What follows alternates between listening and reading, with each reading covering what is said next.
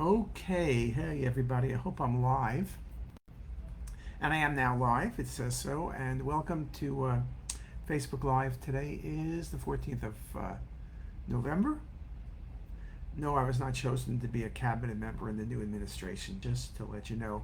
But I would be happy to work with Elon Musk. I would not want to go on one of those rocket ships because, not that I don't trust him, but I get a little bit of motion sickness. I could barely do a merry-go-round these days, so no rockets for me. I'm gonna stay grounded. Hope everyone's doing well. The weather's got a little bit cooler on the East Coast, more appropriate for November 14th, and hopefully we'll get a little bit more rain so we don't get forest fires in New York City. Hard to imagine. The title of this talk is a little bit different: Pathology, AI, and how it relates to radiology. The reason I brought this up is I gave a talk. I was honored to give a talk at the Society of Cytopathology, right? Cytopathology. Their KOSS lecture, KOSS, one of the very famous cytopathologists, in Orlando last week. And it was on AI. And although the talk was on AI, what we're doing and everything else, I decided to look into pathology. And just coincidentally, a bunch of articles came out within a week or so in the New England Journal of Medicine, JAMA, on AI and pathology. And so I read everything, and it made me think about things. So first of all, I have my slides here, so I want to make sure I covered some of the points I made. One is, it's amazing how radiology and pathology are the same. Radiology, we had film forever, and people said, oh, you can't not look at film. Film is no good. You need a 20K monitor. It costs $100,000 for a monitor. And guess what? Every one of us look at Dell monitors now. So the same thing in pathology. You got to look at slides. Digitizing is no good. Slides is the only way to get to pathology. Well, the answer is no. The other thing is, we talk about radiology in a error rate of 3 to 30%, whether it's normal or abnormal studies. We talk about how 40% of pancreatic cancers under 2 centimeters are missed. When you look at the articles on pathology, up to 10% of cases are misdiagnosed. And you know very well that your institution, like many others, probably gets second opinion on pathology, just like second opinion on radiology, but again, a 10% error rate. The other thing that was sort of cool was there was an article, and I looked up the American College of Pathology, kind of like American College of Radiology, and just coincidentally in this month there was an article on AI, and the head of the college said that many people are worried that pathologists will be out of business, that pathologists will not be necessary in the era of AI. And then he went on to say, hey, AI is going to make us better, it's going to change how we work, it's going to change how we do things. But amazingly, it was the same answers we gave. There was also a number of good articles talking about AI and pathology, and one of the things is that with AI you can look at the entire slide more carefully, where pathologists only look at portions of the slide. So I think just like in radiology, all the information's there, but it's hard to look at everything. You know, we're looking at a couple thousand slices. You're not looking at every little single thing on every slice.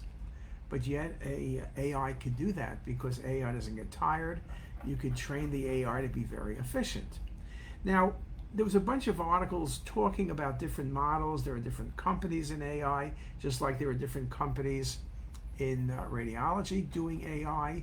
There's the big companies, but a lot of startups. Page AI is one of the common ones often mentioned. That's, I think, from Sloan Kettering. But there are many others. And companies like Google, companies like Microsoft, companies like NVIDIA have done lots of work in the AI pathology space. A lot of it very, very exciting work. One of the things I read was a really good article, and I'm going to try to find the author of this article, and hopefully I can share with you. But the article was really a good article in the sense that they were looking at a number of things. It's an article, AI-based anomaly detection for clinical grade histopathologic diagnosis by Dippel, D-I-P-P-E-L, in New England Journal of Medicine 2 weeks ago. So it was literally a few days before the meeting, and I read it. I spoke on Thursday. The article came out on Saturday. I read it, and I did all my slides. But they looked at GI biopsies, and let's look at two of the things they looked at. One was colon and one was stomach. I like the way they thought about things. So some things like gastric adenocarcinoma, gastritis, there's lots of cases. It's like us. You know, if you're looking for lung cancer, there's lots of cases. Breast cancer, there's lots of cases. Pancreatic cancer, a reasonable number, but if you want to look at SPEN tumors, there's very few. So what they decided to do is they trained the computer 3 different ways. 3. 1, they trained it for normal. So the computer can look and say this study is normal of the stomach or colon. But let's only talk about stomach. Study is normal. Okay, great. Very high accuracy. They're talking about in the high 90s. The second answer is the patient has gastric cancer. And I'm going to read this. Cancers were detected with 97.7% accuracy in the stomach, and by the way, 96.9% in the colon. Okay? So that's really good. So with saying, we can say it's normal. We can say it's cancer. But what about all those strange things? Annular pancreas sitting in the stomach, or some rare carcinoma or sarcoma.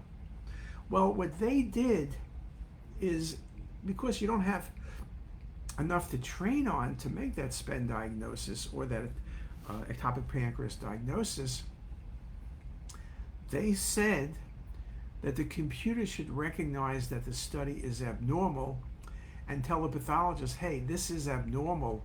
Mr. Pathologist, tell us what it is. So you think about it for a second, that's a really good way of doing things. What they called it was the infrequent pathologies were called anomalous pathologies. And that's really a cool term, right? Anomalous pathologies, what a great way of looking at things. And again, their concept was that this would change how you do things. And they had it's a really good article, a really good thing to read about it, not from the pathology perspective necessarily, but from the ideas. If we're talking about pancreas, we look at pancreatic tumors, and then we want to get really good at some of the strange tumors. But perhaps it's enough, and you know, I've always said that if AI can look at a scan and say normal, abnormal, pancreas, normal, abnormal, that would be great, right? Because then you look yourself and you could do much better. You wouldn't miss things, which is that 40% miss rate for 2 centimeter or less lesions. But if AI said pancreatic cancer, neuroendocrine tumor, IPMN, but then it said normal, okay, and then it said anomalous pancreas, something's wrong here, but I don't know what it is because I've not seen enough of these. That's brilliant, because then I can look and say, oh, this is metastatic from kidney, or metastatic from thyroid, or metastatic, I was showing a case in conference yesterday where it was metastatic from a thyroid cancer. So this idea about how to think of things, it also shows the relationship between different specialties, that we can learn from pathology, pathology can learn from us. And it gets back to the question, should you have one chairperson who's head of both pathology and radiology? Because things overlap very, very clearly. And we have worked, and I've worked with Ralph Rubin, who's head of pathology, but I've worked with Ralph when he was a med student. So radiology and pathology work very closely together. And so in this era of AI, they will continue to work closely together, but it's this idea of learning from each other. They're learning in pathology how we have adjusted to the presence of AI. We're ahead of them, but they're catching up. But this article about anomalous pathology, we can call it cancer, we can call it normal, or we can call it anomalous. Something is wrong. That's just brilliant. And with that, I'm going to stop right there. By the way, this is my Felix, oh, here it is, Felix jacket, Felix 2.0, which is from Lustgarten Foundation. Well, we bought the jackets, but they're the ones who support all our hard work. And with that, I want to thank everybody for being here. Let me see if I could see any comments. A few comments. Here's Hassam Kabari. What about false positive and false negative cases?